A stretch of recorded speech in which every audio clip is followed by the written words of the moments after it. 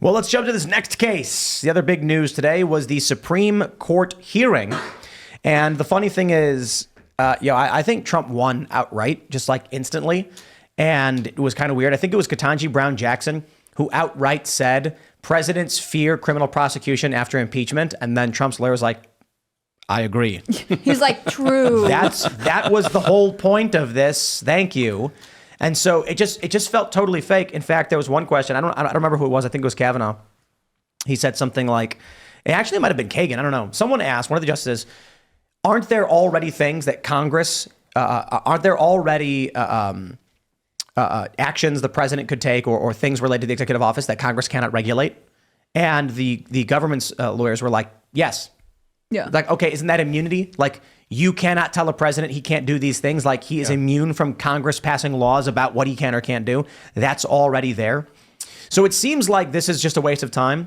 And I think the issue at hand was actually, may have been Kavanaugh saying that, I'll paraphrase, the lower court is a bunch of morons. They need to actually ask the question of whether Trump's actions were part of his official duties or not. Of course, immunity exists for presidential actions. The question is, what qualifies as a presidential action? And this is where things get really crazy. The fact that this has never been answered before in the couple hundred years of American history, it's kind of nuts. So you get this ridiculous question from, I think it was Sotomayor, saying, what if the president ordered the assassination of his political rival? Is that an official action? And what the Trump's lawyer said is, well, it's a hypothetical. I don't know, but it sounds like it is. Yes. And they're shocked, like, oh, that's an official action and he's immune from it. Yes, but it's also considered a high crime for which you would be impeached for. I don't think the liberal justices actually understand law or the arguments being presented or what official means. So when Trump's lawyers are like, he is immune, a president is immune from prosecution based on their official duties, they think the word official means good.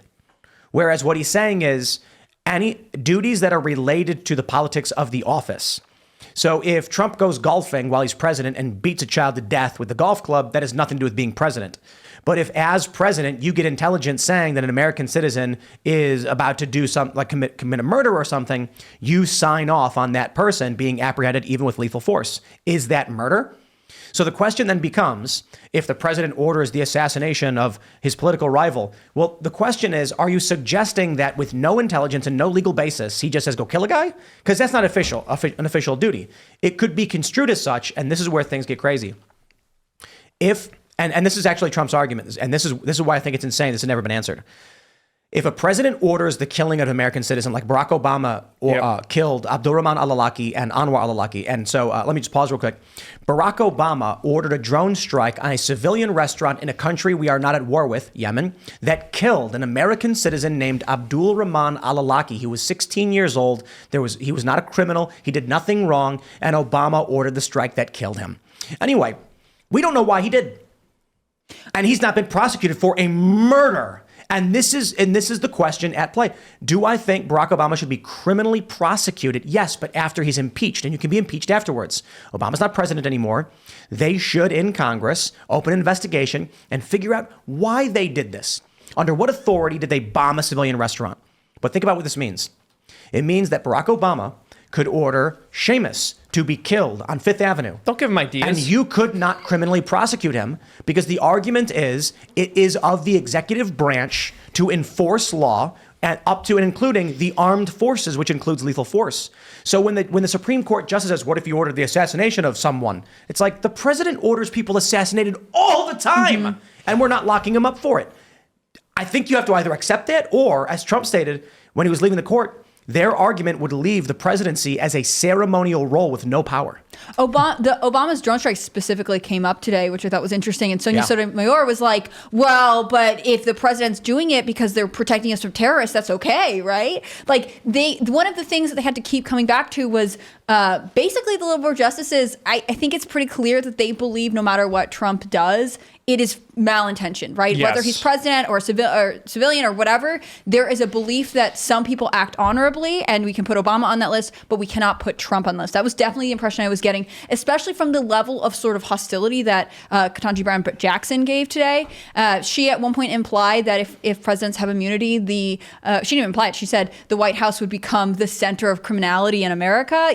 There's this idea that right. And the other guy was like, well, the assumption for the last 200 years is that it hasn't become that. So I don't know what you're saying. But it is really interesting. And Justice Neil Gorsuch was the one who said, this is actually law that we're making for the country. This is for history. Because the state often wants to point directly to things Trump did, but the concept of presidential immunity is what the court is ruling on. And so I find it really interesting. And it was over 3 hours of debate, and Trump's attorneys opted not to offer a rebuttal, which I also found interesting.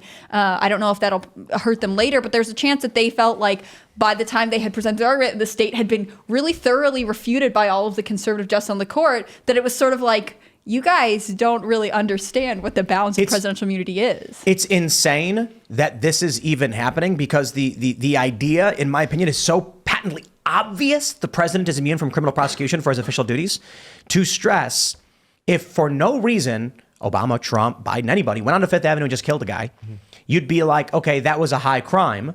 There would still have to be, I would imagine, an impeachment and criminal prosecution. But the challenge and the interesting thing about this argument that I didn't consider initially is what an official duty of the president is actually fairly broad and has to be protected even when it comes to killing people. And that's crazy. That being said, again, if any of the presidents walked on a Fifth Avenue with a gun, just shot a guy, they'd probably just criminally prosecute him. I don't think there's a scenario. He'd be impeached. He'd be convicted right away. Right. There'd be an investigation. But the question is, ordering the assassination of someone, like the justices argued, they then argued, what if the president instructs the military to stage a coup? Trump's lawyers are like, well, it's a hypothetical, but it sounds like an official act. Yes. And they're like, staging a coup? What these people don't understand, because they're midwits or worse, there is no circumstance ever where a sitting president will stand up in front of the world and go, I hereby order a military coup to seize power and take over this country. Never going to happen. What will happen is a president will say, an armed group of terrorists have stormed into a building, so I'm hereby instructing the National Guard to quell the rebellion, and there will be some official justification behind it.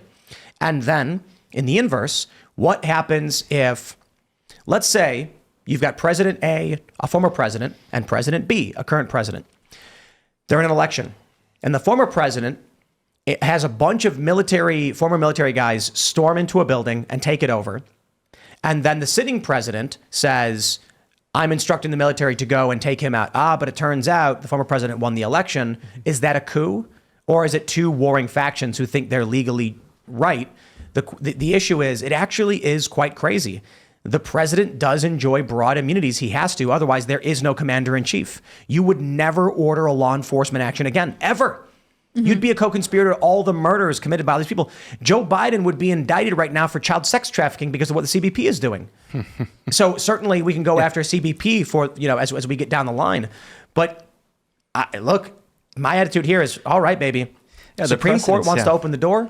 We arrest Obama. Well, here's the thing. I think you and I both know that this would be selectively applied. Sure. If this were to ever happen. They would never use it against Obama. They would use it against Trump. They wouldn't use it against Biden. They'd use it against whatever Republican gets elected next. And Republicans will never do anything. That's right. That's absolutely right. One of the things that came up was if you have to understand the personal political motivation, any president could be doing something to get reelected, right? So all of their actions could be taken as actually self-serving or nefarious in some way. And the thing is, it can't be something that retroactively, after the person leaves office, we go back and say, actually, you have to be convicted of this thing because whatever.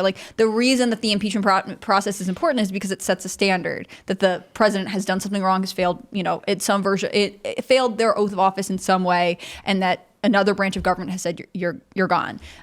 They would go back to this. The justices, when discussing it today, would come back to this idea that other people have high pressure jobs and they have to abide by the law, and it's being the CEO of a high-powered company isn't the same thing as the presidency at all.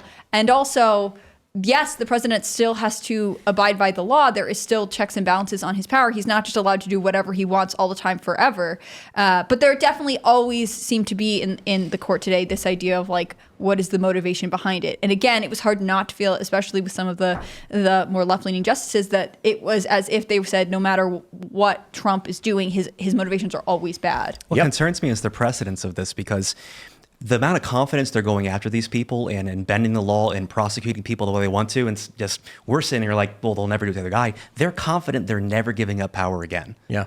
That's where they are. They're like, yeah, we'll set the precedence because it'll never be used against us. I think you're exactly right. Well, I think they also, it's a mixture.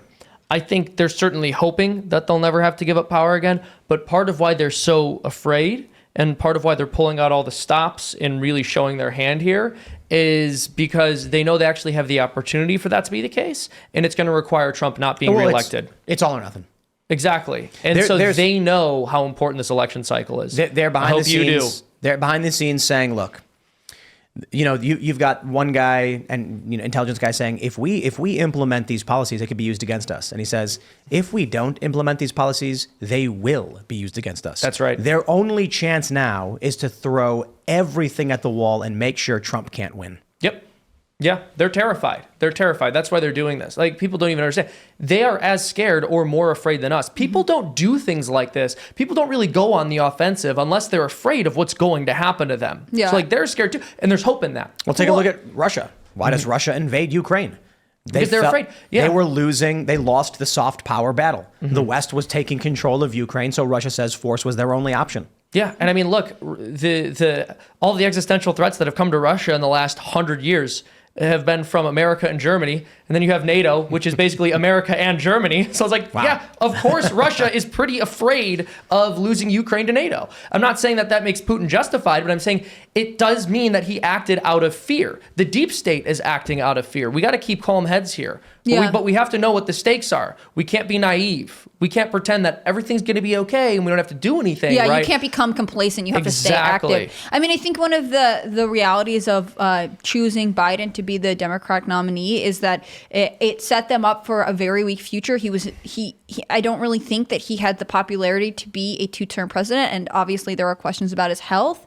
But it also encouraged, again, I would say a progressive activist base in the country to use lawfare as warfare and to specifically use any sort of judicial office as a way to go after their enemies. We're seeing this. I mean, New York is probably the biggest offender. You can talk about this with stuff they've done to Project Veritas. You can talk about what they're doing to Trump. There are so many organizations that are suffering at the hands of like Letitia James, Al Bragg. But it's also, I mean, you're the perfect person to talk about this. It's something that they did to people who went to January 6th, right? They overcharged, they over-investigated, they treated them like criminals before they were even fairly given a trial. Everyone was tried in D.C. where they were unlikely, realistically, to be able to face a jury of their peers. I mean, it is not something that can be unwound. We've had 4 years building towards this, and no matter who the next president is, I mean, if it's a Biden, it'll get worse, and if it's Trump, having to dial back sort of activist judicial DAs, it's going to be a really difficult challenge. Absolutely. Are you aware? So my initial charge is a felony theft for moving furniture. Never actually took it out of the building. It was sitting somewhere. I moved it 20 yards, put it in the center, took a photo, left. That's my story. It's actually very boring. I was given an ankle monitor. I couldn't leave. I had curfew, had to be in the house. Horrible things, right? Well, the prosecutor who did that, do you know about my prosecutor? This is fun. Oh, yeah, This is fun. Is he in jail now? No, he's out. No ankle monitor, no restrictions. Did he kill a guy? No, on the Howard Franklin down in Tampa where I live, this man got out of his car. It's on video, but allegedly always, and stabbed another motorist in the chest several times, breaking the window. This was my prosecutor. Yes, the guy lived. Wow. Yeah, went to the hospital. He's okay now. But this guy didn't get any restrictions. No ankle monitor. They didn't call him a threat to his community. I move furniture, ankle monitor, you can't leave, curfew. Wow. Well, you did it at the Capitol, and we don't care what happens to average Americans. I mean, that was really what was communicated over and over again with all those January 6th trials, right? If it happens to our elected elite, maybe we'll be concerned. But if it happens anywhere else, like, I don't know, Summer of Love riots, it doesn't matter. We don't care about that. And again, this was all funded by the taxpayers. They use taxpayer money to then use the government to punish the taxpayers who are still obligated to support that. That's why New York can go after Trump and every other organization endlessly, because the bureaucrats themselves aren't paying for it, right? Everyone who is in New York paying taxes is paying for it. And I have to imagine that this is a terrible system for them. Yeah. They have all sorts of issues on a state level. New York has had intense immigration over the last, or especially illegal immigration over the last couple of years, and their tax dollars are going after, January 6th defendants and Donald Trump. That's exactly right. You look at all of these issues. You look at the summer of love, the fact that billions of dollars of damage were caused, the fact that these communities are not going to recover for years and years and years if they ever do recover, the fact that people had their businesses burnt down, and for some people, they ran out of insurance money before they even cleared the rubble and went into debt just to have an empty lot, and that there were almost no prosecutions. It certainly didn't result in an investigation, even though 2/3 of the American people wanted an investigation into those riots, more than wanted a January 6th investigation. But then January 6th happens.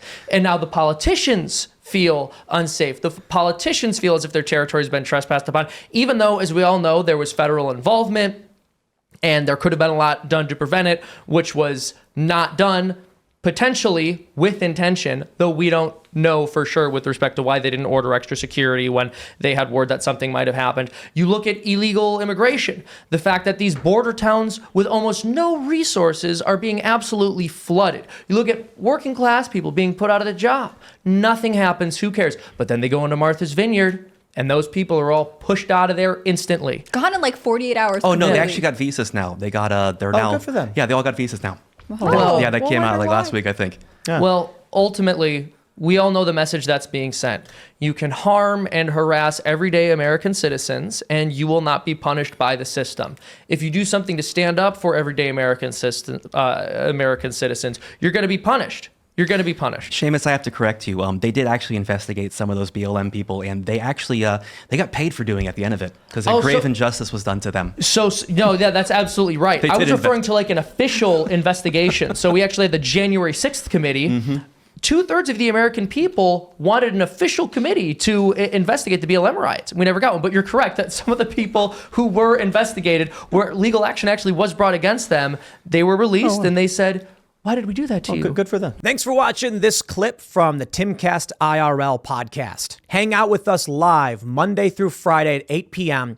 and become a member over at timcast.com for uncensored, members-only shows exclusive. Thanks for hanging out, and we'll see you all next time.